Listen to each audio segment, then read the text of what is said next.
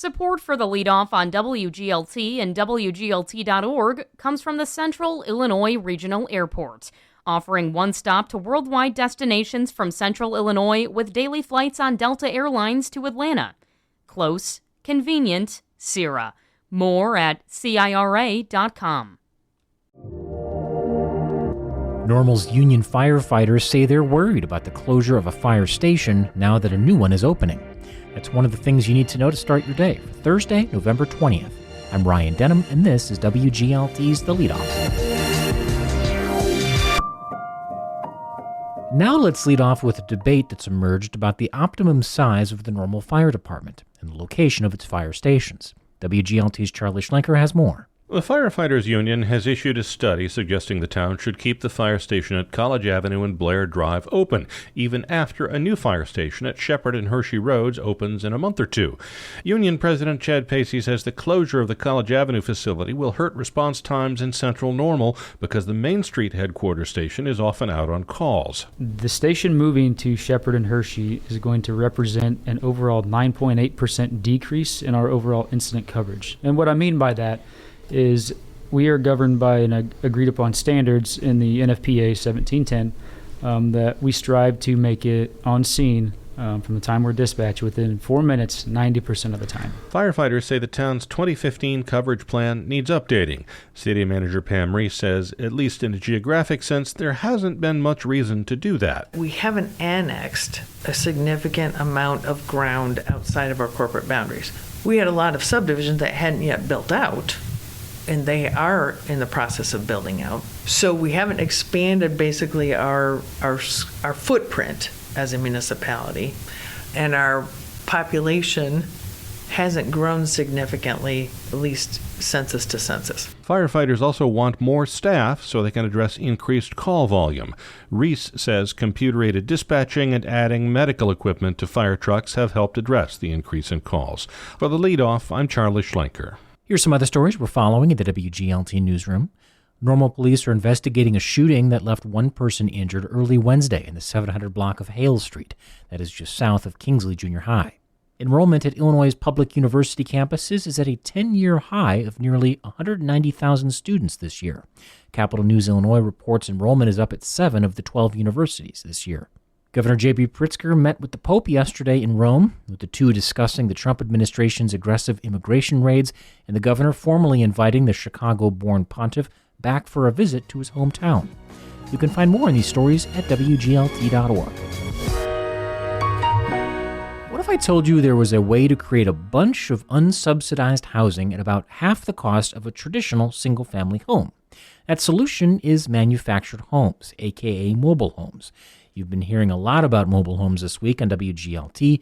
It's part of our series about Oakwood, which owns 5 mobile home parks across Bloomington-Normal. But mobile homes are rarely discussed as policymakers and developers try to address a housing shortage that's driven up rents and home prices across Bloomington-Normal. There are many reasons why. The stigma surrounding mobile homes is arguably the biggest. Pop culture turned trailer trash into an unfair shorthand that has been hard to shake. Esther Sullivan is an associate professor of sociology at the University of Colorado at Denver. She wrote a book about manufactured homes. This is workforce housing. This is the bus drivers and teachers and retirees and vets and all kinds of people seeking an independent homestead, 4 walls and a roof and a lot of yard of their own on a budget.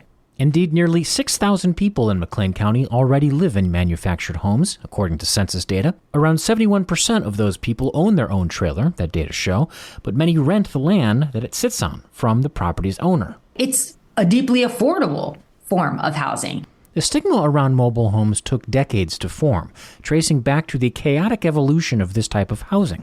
That's according to Dave Anderson, executive director of the National Manufactured Homeowners Association. Travel trailers were used to allow mobility during the Great Depression and during World War II, with no expectation that they would become permanent housing. That happened anyway, almost accidentally. But with no widely adopted construction guidelines, Anderson says the quality of those earlier trailers was hit or miss. And so it was chaos. And almost immediately, it gave, from the very beginning, mobile homes a black eye. Federal standards didn't emerge until 1976, when mobile homes became manufactured homes. But Anderson says the reputational damage was done. Some Bloomington-Normal neighborhoods resist even upscale multifamily housing construction nearby. A new mobile home park would likely attract similar opposition. That stigma looms over what's otherwise an affordable option. The average sale price for a new manufactured home is about $115,000 in the Midwest. That's according to census data supplied by the Legal Services Corporation. By contrast, the average cost of a resold site-built home in Bloomington-Normal is now up to $287,000. Chad Reed has studied manufactured housing costs and works with the nonprofit Ivory Innovations. He says some of today's manufactured homes are visually indistinguishable from a site-built home. People think of like the rectangular, very few windows, flat roof, tin siding, and that's not at all what, you can probably still get a manufactured home that looks like that, but you can also get a home that is really, really nice looking and looks, visually indistinguishable, but a good bit cheaper. There are other barriers, including financing.